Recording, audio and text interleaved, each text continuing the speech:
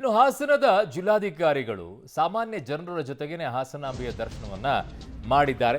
VVIP ಇದರಲ್ಲಿ ಹೋಗಿಲ್ಲ ಅವರು. 4ನೇ ದಿನಕ್ಕೆ ಹಾಸನಾಂಬೆಯ ದರ್ಶನ ನಡೀತಾ ಇದೆ. ಸೊ ಧರ್ಮ ದರ್ಶನದ ಸಾಲಿನಲ್ಲಿ ನಿಂತು ದರ್ಶನವನ್ನ ಹಾಸನದ ಡಿಸಿ ಲತಾ ಕುಮಾರಿ ಅವರು ಪಡ್ಕೊಂಡಿರೋದು. 1 ಗಂಟೆಗೂ ಹೆಚ್ಚು ಕಾಲ ಸರತಿ ಸಾಲಿನಲ್ಲಿ ನಿಂತಿದ್ರು ಹಾಸನದ ಜಿಲ್ಲಾಧಿಕಾರಿಗಳು. ಜಿಲ್ಲಾಡಳಿತದ ವ್ಯವಸ್ಥೆಗೆ ಸಾರ್ವಜನಿಕರಿಂದ ಭಾರಿ ಮೆಚ್ಚುಗೆ ವ್ಯಕ್ತವಾಗಿದೆ. ಸಾರ್ವಜನಿಕರ ಜೊತೆಯೇ ನಿಂತು ದರ್ಶನವನ್ನು ಪಡ್ಕೊಂಡಿದ್ದಾರೆ ಡಿಸಿ ಲತಾ ಕುಮಾರಿ ಅವರು.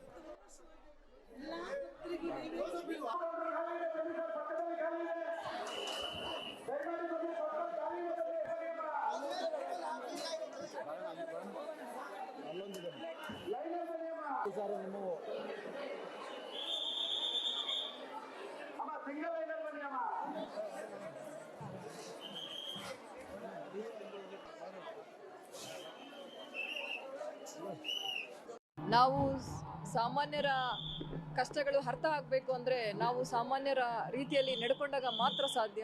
ನಾನು ಇವತ್ತು ಧರ್ಮ ದರ್ಶನದ ಸಾಲಿನಲ್ಲಿ ಬೆಳಗ್ಗೆ 10:30 ಗಂಟೆಗೆ ಕುಟುಂಬ ಸಮೇತವಾಗಿ ಮತ್ತು ಕೆಲವು ಹಿರಿಯ ಅಧಿಕಾರಿಗಳ ಜೊತೆಯಲ್ಲಿ ನಮ್ಮ ವಾರ್ತಾ ಇಲಾಖೆ ಅಧಿಕಾರಿಗಳು, ತಹಸೀಲ್ದಾರರವರು, ಕಾರ್ಪೊರೇಷನ್ ಕಮಿಷನರ್ ಅವರು, ಈ ರೀತಿಯಾಗಿ ಅನೇಕ ಅಧಿಕಾರಿಗಳ ಜೊತೆಯಲ್ಲಿ ನಾವು ಧರ್ಮ ದರ್ಶನವನ್ನು ಶುರು ಮಾಡಿದ್ವಿ. ಸೊ ಅಲ್ಲಿ ಕಂಡು ಬರ್ತಕ್ಕಂತಹ ಅನೇಕ ನ್ಯೂನತೆಗಳು, ಮುಖ್ಯವಾಗಿ ಬ್ಯಾರಿಕೇಡಿಂದ ಕಾಲಿಗೆ ಅವ್ರಿಗೆ ನೋವಾಗ್ತಾ ಇತ್ತು, ಅಂದರೆ ಕಬ್ಬಿಣದ ಚೂರು ಅವ್ರಿಗೆ ತಗಲ್ತಾ ಇತ್ತು.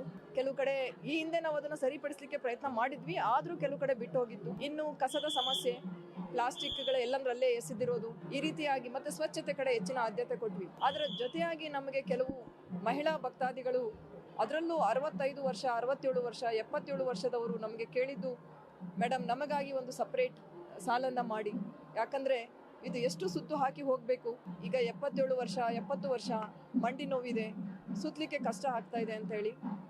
ಮತ್ತು ಇತರೆ ಅವರು ಏನು ಅವರ ಸಮಸ್ಯೆಗಳನ್ನು ನಮ್ಮ ಬಳಿ ಹೇಳ್ಕೊಳ್ತಾ ಇದ್ರು. ನಿಜವಾಗ್ಲೂ ನಮಗೆ ಅನಿಸ್ತು, ನಾವು ಇವತ್ತು ಧರ್ಮ ದರ್ಶನದ ಸಾಲಿನಲ್ಲಿ ಬಂದಿದ್ದು ಸಾರ್ಥಕ ಆಯಿತು ಅಂತ ಹೇಳಿ.